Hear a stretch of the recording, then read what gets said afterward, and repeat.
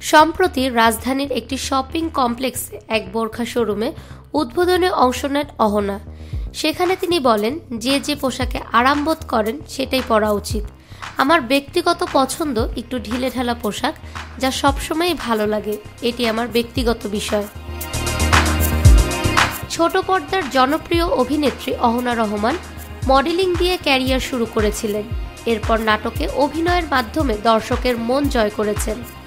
সম্প্রতি ওমরা পালন শেষে বোরকা ও হিজাব পরিধান শুরু করেছেন তিনি আরও বলেন, আমি বোরখার শোরুমে এসেছি মানে এই নয় যে আমি শুধু এই ধরনের পোশাক পরব।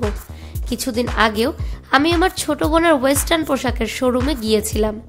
নারী যে পোশাকে স্বাচ্ছন্দ্য বোধ করেন সেটাই পরা উচিত।